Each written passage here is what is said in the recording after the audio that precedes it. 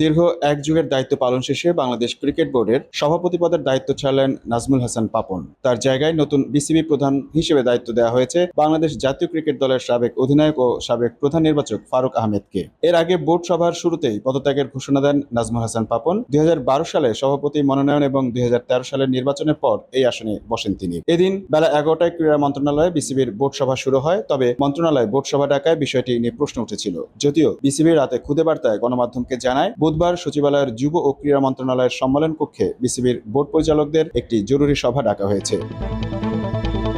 BCB যুব ও ক্রীড়া মন্ত্রণালয়কে দেশের পরিস্থিতি বিবেচনায় নিয়ে নিরাপত্তা নিশ্চিত করে গুরুত্বপূর্ণ এই সভার ব্যবস্থা করার অনুরোধ করেছে। এর আগে সকালে বোর্ড সভায় অংশগ্রহণ করতে মন্ত্রণালয়ে আসেন ফারুক আহমেদ ও নাজমুল আবেদিন ফাহিম। এছাড়া ইনাম ও মাহবুব আনামকেও দেখা গেছে। পাশাপাশি আম্পায়ার্স কমিটির সদস্য ইফতেখার আহমেদ মিঠু যোগ দিয়েছেন বৈঠকে। অন্যদিকে পরিচালকদের মধ্যে সভায় উপস্থিত আছেন আকরাম খান, সাইফুল আলম স্বপন, ফাহিম সিনহা, খালেদ মাহমুদ সুজন ও সালাউদ্দিন চৌধুরী। বিসিবির গঠনতন্ত্র অনুযায়ী সভায় পরিচালক বোর্ডের সদস্যদের অন্তত 9 জন উপস্থিত থাকলেই চলবে। উল্লেখ্য, নবনির্বাচিত সভাপতি ফারুক আহমেদ খেলোয়াড় জীবন শেষে 2003 থেকে 2007 সাল পর্যন্ত বাংলাদেশ ক্রিকেট বোর্ডের প্রধান নির্বাচকের দায়িত্ব পালন করেন।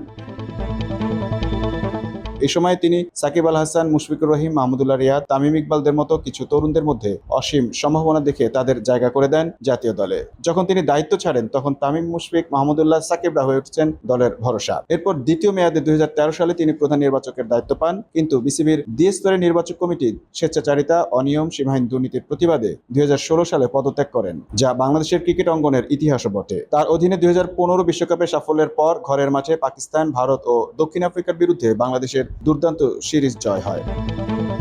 কিন্তু হঠাৎ করেই বোর্ডে দেখা যায় বিশৃঙ্খলা, কাজের মধ্যে হস্তক্ষেপ, শুরু হয় সিস্টেমে গলদ দেখা দেয়, শুরু হয় বোর্ড কর্তাদের হস্তক্ষেপ। 2016 সালে দায়িত্ব ছাড়ার পর এসব অনিয়মের কথা বিভিন্ন সময় জানিয়েছিলেন স্পষ্টভাষী ফারুক আহমেদ পাপন। পরবর্তীতে বিসিবির দায়িত্ব নেওয়ার বিষয়ে বাংলাদেশ সাবেক দলের অধিনায়ক ফারুক আহমেদ সাক্ষাৎকারে জানিয়েছিলেন, আমি 30 বছর বাংলাদেশের ক্রিকেটে সময় দিয়েছি। যদি আমার কোনো সুযোগ থাকে, যদি আমি মনে করি কাজ করার পরিবেশ তৈরি হয়েছে, তাহলেই আমি আসবো। কিন্তু শুধু খেলোয়াড় সিলেকশনে আমার আসার কোনো ইচ্ছে নেই। কাজ করলে যেন আমি আরো বড় পরিসরে কাজ করতে পারি, তাহলেই পুনরায় ক্রিকেটের সঙ্গে যুক্ত হতে পারি।